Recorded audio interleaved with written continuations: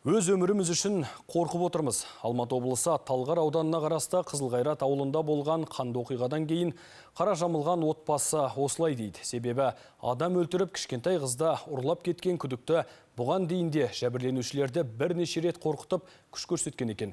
Құзырлардың әрекетсіздігінен шаңырағы шайқалған отбасы мүшелері мен психологтар жұмыс істеп жатыр. Қазір іс бірнеше бап бойынша тергеліп, лауазымды тұлғалардың әрекетсіздігіне қатысты қылмыстық іс қозғалды.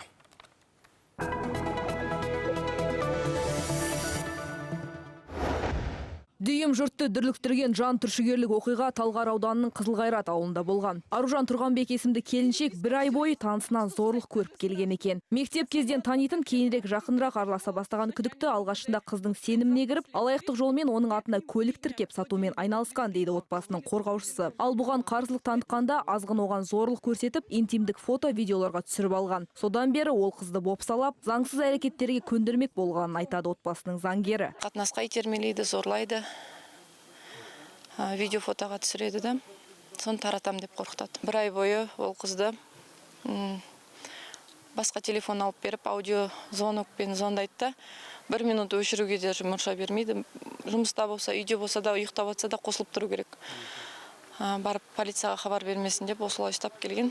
Естігеннен бастап арыз жаздық полиция қызметкерлеріне. Бастықтарына барлығына кірдік. Олар жоқ, 147 бап бойынша дәлелдеме жоқ. Ондай статьяға бұл подпадать етпейді. Мен адвокат заңгер болғандықтан мен бүкіл приговорларды шығарып апарып бердім. Отбасының заңгері Гаухар Сарыева жаға ұстатарлық жайтты білген бетте арыз жазып көмек сұрайды. Ақырында жәбірленуші тарап күдіктіні полицияға өздері ұстап берген. Алайда Талғар аудандық полициясы жігітті бірнеше сағаттан соң босатып жіберген. Біз үш күні өзіміз көшеде ұстадық. Полиция қызметкерлерін шақырдық, міне ұстап тұрмыз, келіңіздер деп, олар келіп алып кетті. Бірге доставить еттік.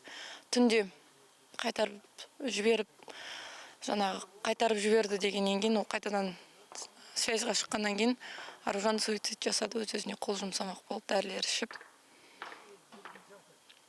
Солай болды. Тергеу изоляторынан босап шыққан күдікті 3 күннен кейін қыздың үйіне мылтық алып барған екен. Көшеде кездейсоқ кездестірген Аружанның туған ағасын ойланбастан жүрек тұсынан атып өлтірген. Марқұмның артында 3 баласымен аяқ ауыр жары қалды. Қандықол мұнымен тоқтамай марқұмның үйіне баса көктеп кірген. Туыстарының айтуынша, ол жәбір көрген Аружанды іздеп өлтірмек болған. Жазықсыз ер кісінің өмірін қиған қылмыскер бұған дейін де жәбірленуші тараптың отбасын бір ай бойы қорқытып, қоқан-лоққы көрсеткен көрінеді. Дәл осы көшеде түстің кезінде 2 адамды жанына ертіп алып, тапаншадан 2 рет оқ атып, 30 жастағы Ернар дәл осы жерде көз жұмады.